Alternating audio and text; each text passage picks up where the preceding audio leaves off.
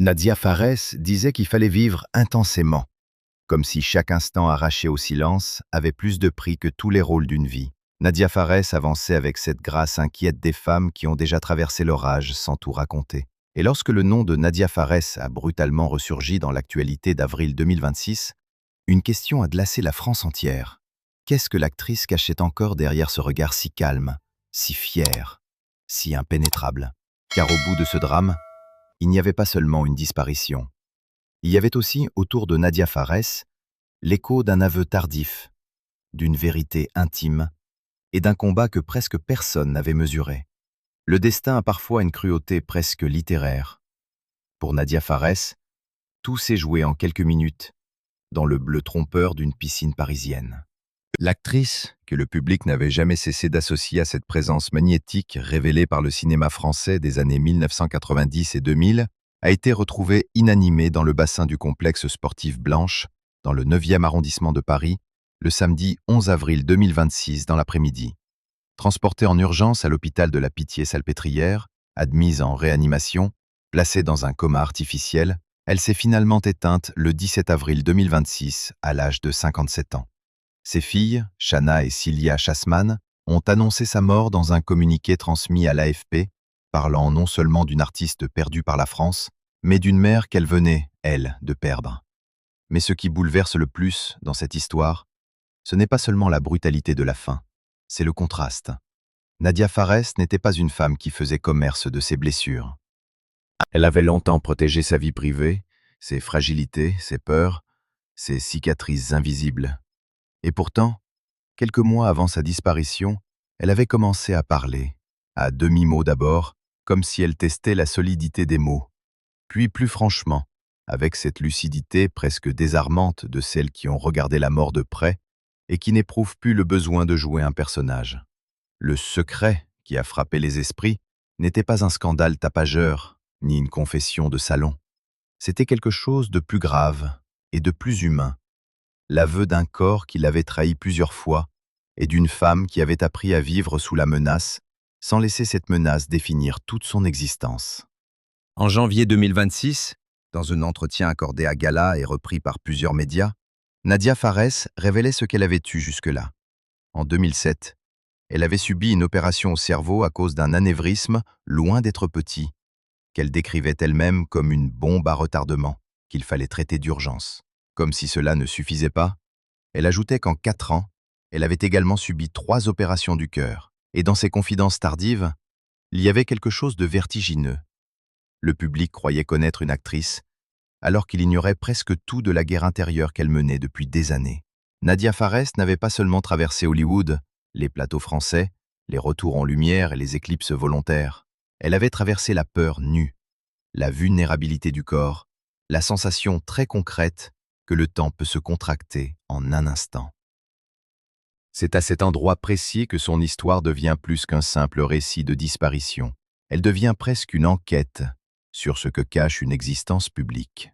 Qui était vraiment Nadia Fares derrière l'icône sombre et lumineuse des rivières pourpres? Une star revenue de tout? Une mère qui avait choisi de s'effacer pour protéger les siens? Une femme blessée par l'industrie et par le temps, mais qui refusait d'abdiquer? Sans doute un peu de tout cela. Ce qui frappe, lorsqu'on remonte le fil de sa trajectoire, c'est la cohérence secrète d'une vie menée entre intensité et retrait, entre fulgurance et silence, entre désir de cinéma et instinct de survie. Née à Marrakech en décembre 1968, grandie entre le Maroc et le sud de la France avant de monter à Paris, Nadia Fares appartient à cette génération de comédiennes qui ont imposé une présence avant même d'imposer un discours. Dès ses débuts, il y a chez elle quelque chose qui dépasse la simple photogénie. Une tension, une densité, une façon d'être là comme si chaque scène contenait une énigme. Elle commence à la télévision, notamment avec Navarro et L'Exilé, au début des années 1990, avant de faire ses premiers pas au cinéma avec Elle n'oublie jamais de Christopher Frank. Très vite, elle apparaît dans Dis-moi oui, Homme, femme, mode d'emploi, Les démons de Jésus, puis Les grandes bouches. À ce stade, Nadia Fares travaille beaucoup, mais elle n'est pas encore ce visage inoubliable qui entre définitivement dans la mémoire collective. Ce basculement arrive avec Les rivières pourpres, adaptation du roman de Jean-Christophe Granger, porté à l'écran par Mathieu Kassovitz. Dans ce thriller devenu culte, Nadia Fares compose un double personnage troublant, opaque, presque spectral. Ce rôle change tout. Et cristallise ce que le public ressentait déjà sans pouvoir le nommer. Cette actrice n'était pas seulement belle ou intense, elle portait en elle un mystère. Dans ce film, elle ne se contente pas d'exister à l'image, elle hante le récit. C'est ce genre de présence que le spectateur n'oublie pas, même des années plus tard, même après une longue absence. Et c'est précisément pour cela que sa disparition a tant frappé. Parce qu'on ne perd pas seulement un nom, on perd un visage intérieur, un fantôme familier du cinéma français. Après Les Rivières pourpres, Nadia Fares enchaîne avec Nid de guêpe, puis prête sa voix à la chanson de fin du Transporteur sous le simple nom de Nadia. Elle travaille encore, avance, circule entre films populaires et projets plus singuliers, puis vient un mouvement plus discret, moins spectaculaire mais peut-être plus révélateur, le retrait. Pendant plusieurs années, elle ralentit, s'éloigne, fait ce que peu de comédiennes osent faire sans trembler dans un milieu qui punit l'absence. Elle choisit sa famille. Ce n'est pas un renoncement ordinaire, c'est une décision existentielle, presque une déclaration de valeur. Elle dira plus tard qu'elle s'était découverte très maman protectrice et qu'elle avait décidé de l'être à plein temps. On l'avait prévenue qu'on l'oublierait. Elle avait choisi malgré tout. C'est ici qu'apparaît l'un des aspects les plus touchants de sa vie, sa place de mère. Nadia Fares a eu 2 filles, Shanna et Cilia, nées de son histoire avec le producteur américain Steven Chasman, rencontré dans l'univers de Luc Besson au moment de la production du Transporteur. Même après leur séparation, qu'elle évoquait comme une rupture apaisée, elle insistait sur leur attachement à ce qu'elle appelait leur noyau familial. Ce détail en dit long. Certaines familles se survivent dans la discorde. La sienne semblait vouloir survivre dans la loyauté. Et Nadia Fares, au centre, paraissait avoir bâti sa vie adulte autour de cette conviction simple. Le succès n'a aucun éclat s'il se paie du prix de l'essentiel. Ce qu'elle souhaitait pour ses filles n'avait rien d'une ambition mondaine. D'après les témoignages rapportés après sa mort, elle veillait à leur transmettre des repères, des valeurs, malgré une enfance privilégiée à Pacific Palisades, dans une maison avec piscine et vue sur la mer. Elle parlait de Shanna comme d'une artiste, une jeune femme qui compose, portée vers la création. Elle décrivait Cilia comme très structurée, déterminée, lui ressemblant par sa volonté. En filigrane, on comprend ce qu'elle désirait au fond. Que ses filles soient libres sans être perdues, ambitieuses sans être dévorées, capables de construire leur vie sans se laisser impressionner par le vernis du monde. Nadia Fares ne voulait pas seulement les aimer, elle voulait leur transmettre une colonne vertébrale. Et c'est peut-être pour cela que les hommages de ses filles ont tant bouleversé. Lorsqu'une fille écrit qu'elle se réveille chaque jour en espérant que ce ne soit qu'un cauchemar, lorsqu'elle remercie sa mère de s'être battue de toutes ses forces pour ses enfants, il ne s'agit plus seulement d'une formule de deuil. Cela devient le résumé le plus cruel et le plus vrai d'une vie. Tout à coup, l'actrice célébrée se reforme dans une autre lumière, non plus celle du tapis rouge, mais celle du lien filial. On comprend alors que derrière la femme publique, il y avait une mère dont la force avait été vue, reçue, retenue par celle qui la connaissait le mieux. Pourtant, revenir à la famille ne suffit pas à raconter Nadia Fares. Il faut aussi revenir à la blessure professionnelle, plus silencieuse, plus diffuse. Son retour à l'écran français, amorcé en 2016 avec Marseille, puis poursuivi avec Les Ombres Rouges, La Promesse, Luther, Chacun sa vie, Connecté, Haters et On the Line, n'avait rien d'une promenade triomphale. Officiellement, il s'agissait d'une reprise. En réalité, c'était une reconquête. Lorsqu'une actrice disparaît des radars pendant des années, l'industrie ne l'attend pas avec reconnaissance. Elle l'examine avec suspicion. A-t-elle encore sa place? A-t-elle encore l'âge? A-t-elle encore du désir de cinéma? Nadia Fares revenait dans un paysage qui avait changé, tandis qu'elle-même avait changé plus profondément encore.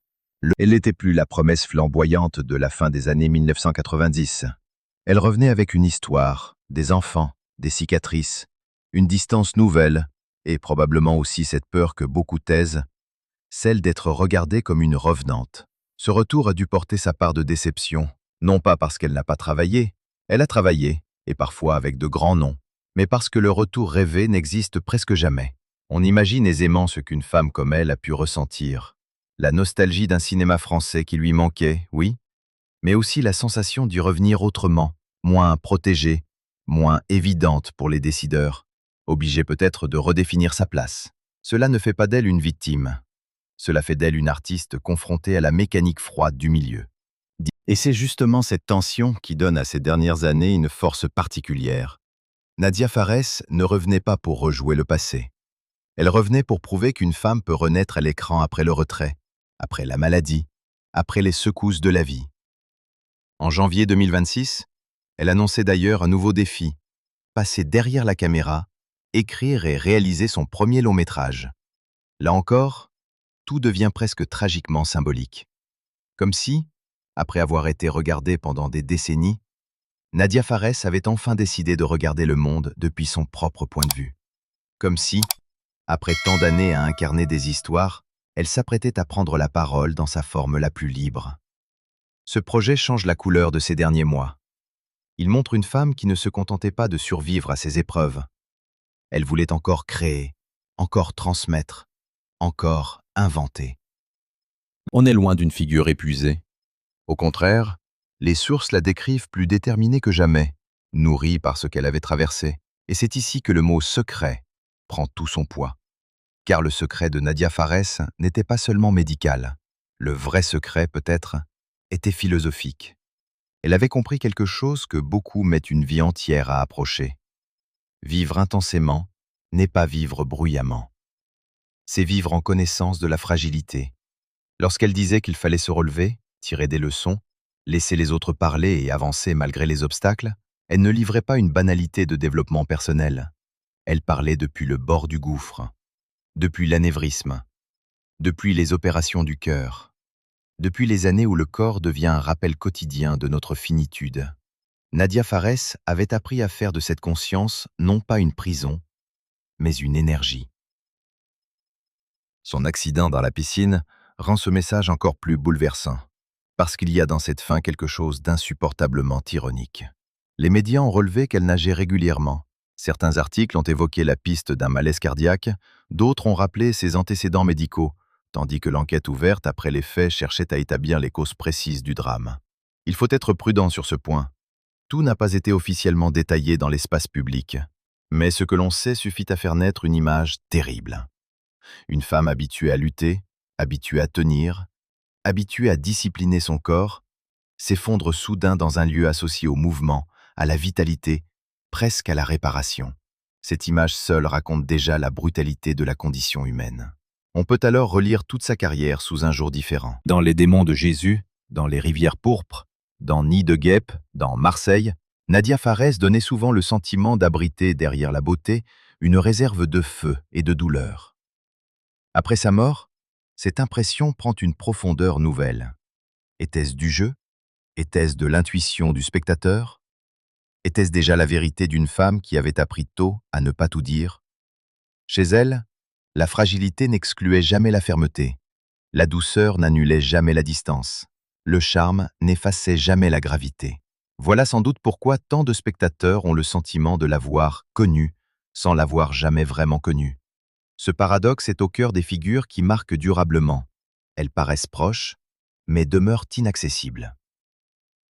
Nadia Fares appartenait à cette famille rare d'actrices qui laisse une trace moins par accumulation de récompenses que par intensité de présence. Elle n'avait pas besoin d'occuper tout l'écran. Elle le transformait. Elle n'avait pas besoin de tout expliquer. Elle installait une zone de silence. Et dans une époque saturée de confidences instantanées, de déclarations programmées, de mise en scène perpétuelle de soi, son retour tardif à la parole avait justement plus de poids, parce qu'il venait après de longues années de retenue, parce qu'il ressemblait à un geste de vérité. Cette vérité, pourtant, n'a rien de récit triomphal. Nadia Fares ne raconte pas une victoire totale sur la maladie, pas plus qu'elle ne met en scène un bonheur sans fissure. Elle parle d'épreuves, de remise en question, de leçons arrachées. Elle parle aussi, à travers sa séparation avec Steven Chasman, d'une vie privée remaniée, mais préservée dans la dignité. Là encore, rien de tapageur, pas de guerre publique, pas de scandale orchestré. Seulement l'idée que certaines histoires d'amour se terminent sans que s'effondrent pour autant les fondations d'une famille. Cette élégance-là est devenue rare. Et elle éclaire différemment la femme qu'elle était. Passionnée, sans doute, intense, assurément, mais aussi capable de tenir ensemble ce qui, chez tant d'autres, finit par se briser. Il y a quelque chose d'encore plus poignant lorsque l'on songe à ses filles. Shanna, l'artiste. Cilia, la déterminée. Deux silhouettes qui prolongent à leur façon deux facettes de leur mère. L'instinct créatif d'un côté, la volonté structurée de l'autre. Nadia Fares avait choisi de s'arrêter longtemps pour être présente. Dans un univers où l'on vante les carrières ininterrompues et les ascensions sans pause, ce choix peut sembler presque subversif. Il dit pourtant quelque chose de fondamental. Elle savait qu'il existe des rôles plus décisifs que ceux que l'on décroche en casting. Être mère pour elle n'était pas une parenthèse dans la grande histoire de l'actrice, c'était une œuvre entière. Et puis il y a cette dernière leçon, peut-être la plus amère. On ne mesure souvent la profondeur d'une vie qu'au moment où elle s'interrompt. Avant avril 2026, beaucoup voyaient encore en Nadia Fares le visage des rivières pourpres, la partenaire de films d'action, la comédienne revenue après des années de retrait. Après avril 2026, son image s'est réordonnée autrement. On a vu une survivante de l'ombre, une femme qui avait encaissé l'anévrisme, les opérations cardiaques, la séparation, les recompositions de l'existence, et qui s'apprêtait pourtant à ouvrir un nouveau chapitre derrière la caméra. C'est cette chronologie qui serre la gorge. Elle n'était pas au bout d'un chemin. Elle préparait encore autre chose. Alors, que reste-t-il de Nadia Fares? Il reste des films, bien sûr. Il reste cette présence unique dans les rivières pourpres, cette part de mystère qui ne s'éteindra pas avec elle. Il reste aussi un style de vie intérieur, une manière de ne pas céder. Il reste l'image d'une femme revenue au cinéma sans mendier la nostalgie, revenue à la parole sans se trahir, revenue à elle-même après les opérations, les peurs, les silences. Et reste surtout cette contradiction qui fait les destins puissants. Nadia Fares semblait faite pour la lumière, mais c'est peut-être dans sa façon d'habiter l'ombre qu'elle a été la plus inoubliable. Au fond, la France n'a pas été bouleversée seulement par la disparition d'une actrice. Elle a été bouleversée par la découverte tardive d'un courage discret. Le secret de Nadia Fares n'était pas une révélation scandaleuse destinée à enflammer les gazettes.